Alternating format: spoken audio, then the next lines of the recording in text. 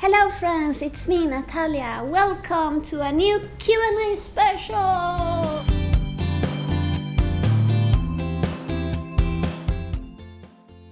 It has been a long time now since the last video. I miss doing this and I miss just being around the community a lot closer. But yeah, we have been really busy in the last couple of months.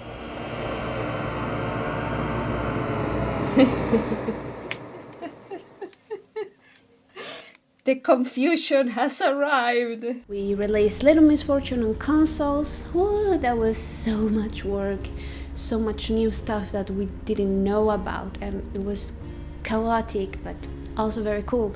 We also moved to a little bigger office and now we're not sharing with another company, so this is 100% Killmonday games. There's a lot of stuff that still needs to become a little bit better.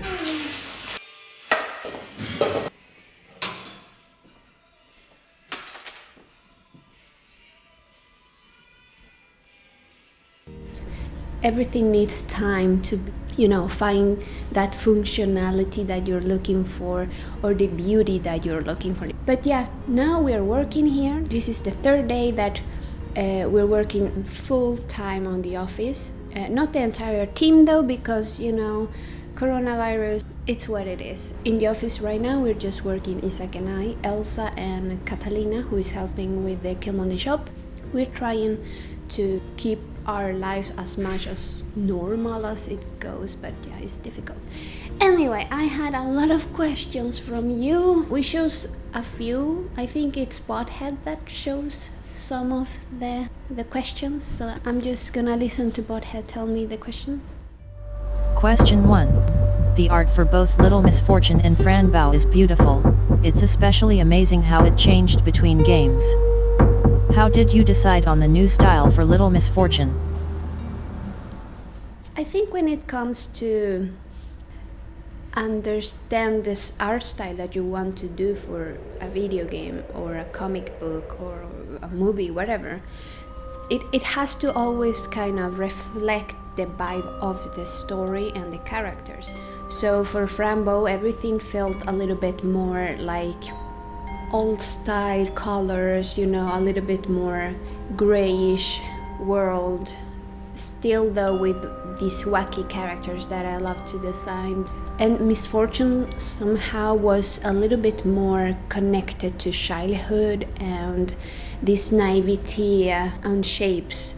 So that's how you kind of build a style. I don't think you need to have always the same style. I mean, if you're the same artist, I think some stuff will follow. I enjoy making stuff that are really weird or dark and all that, but also enjoy drawing stuff that are beautiful and kind and cute. And of course the story and the characters, they have to guide you into that world. I think that's why things come out a little different. Misfortune and Franbow both are dark and cute and has this Killmonday games signature kind of, but also making a differentiation between the characters and the story. It's very important.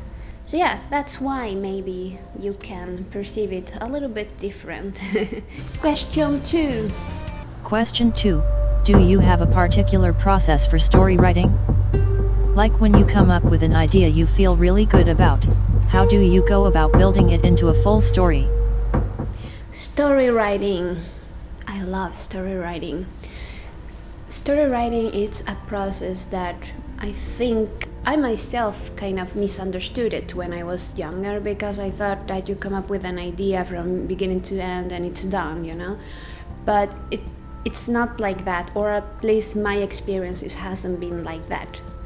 I write stories, I can begin with one simple line of any poetic line or anything, and then that idea can grow and grow and grow and grow, and it doesn't happen right away, right? I have a lot of notebooks and I'm bringing my computer all the time with me, because sometimes ideas just come up to you because you see something, your environment can kind of inspire you, a person just said something and you were like, what, wait, this is actually something that works in my story. Stuff take a little bit more work and iterations that we could imagine if we don't have, the experience or gone through it.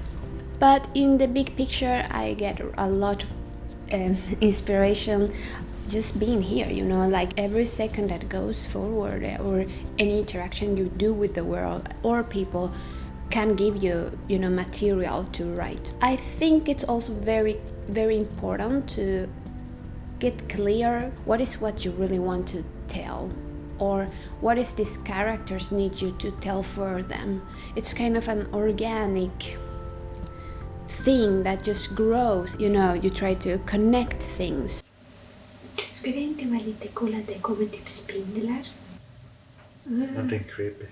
Ska jag skriva ner det där linjen? It's kind of a process that you need to find your own way to do it, but also maybe you write a paragraph and it's amazing, but then this paragraph, is it the best that it can be? And then you have to question that, but also be able to let go, because if you're just stuck in one paragraph, then you're stuck. It's like, you really need to understand your gut feelings and how you feel about the story and the characters. Are they honest and open that we are when we are alone, for example? We are very open with ourselves, right?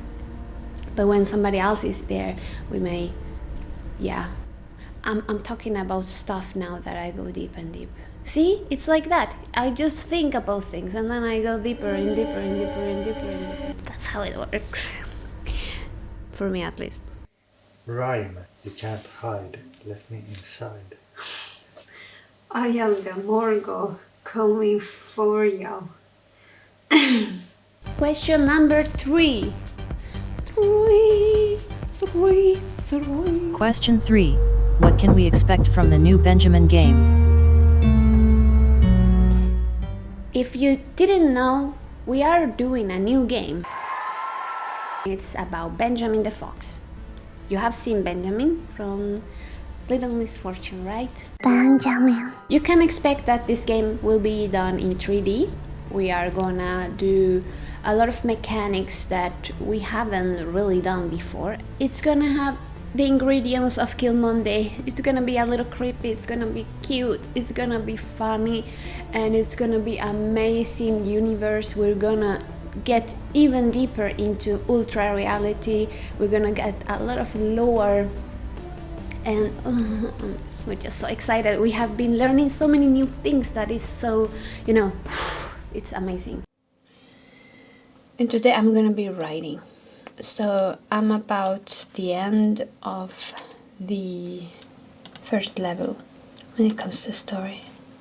We're around 40 pages. I'm gonna read a little bit of it, 1 page or something I will read.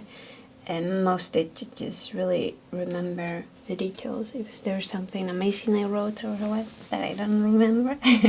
Thanks to Essie, Essie from Killmonday, we were able to, loosen up this fear of 3D. So we owe her a lot.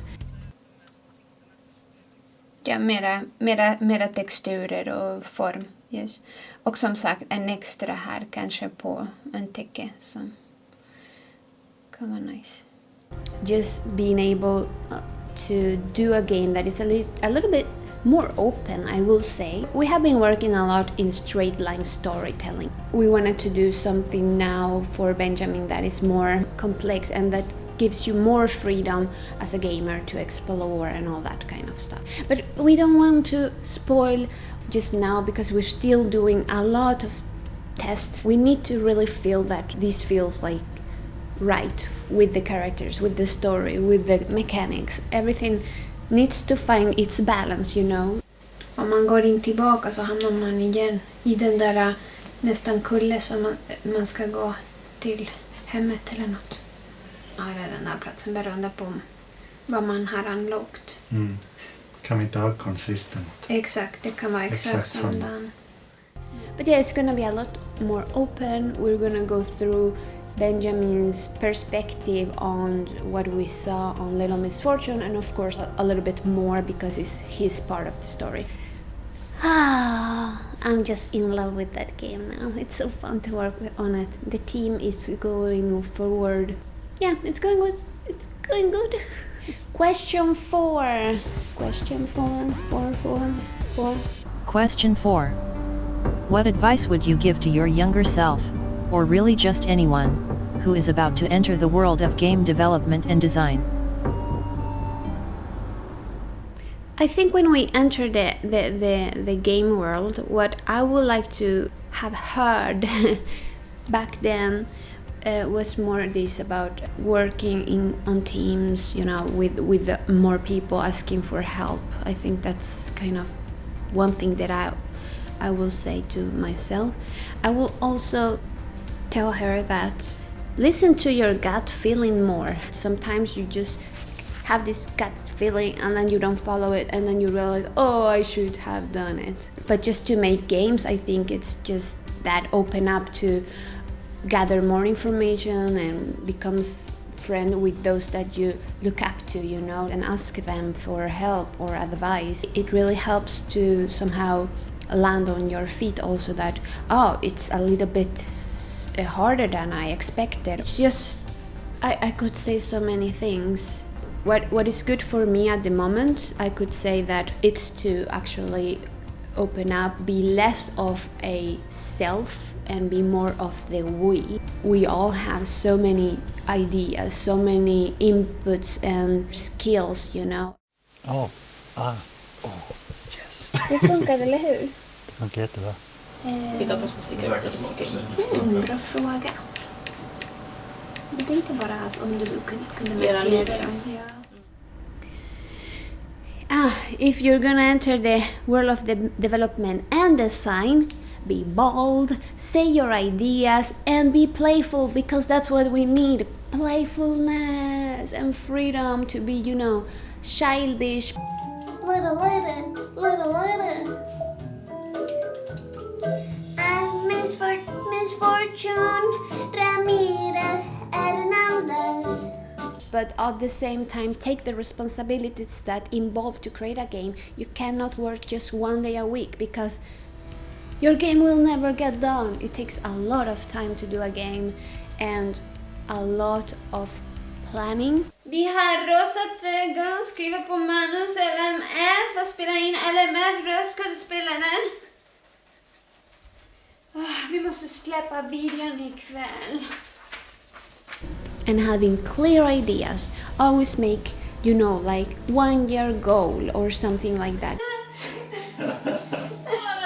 Try to learn as much as possible about the tools that you're gonna use. Try to be able to communicate with the other people. Practice that, the social engagement.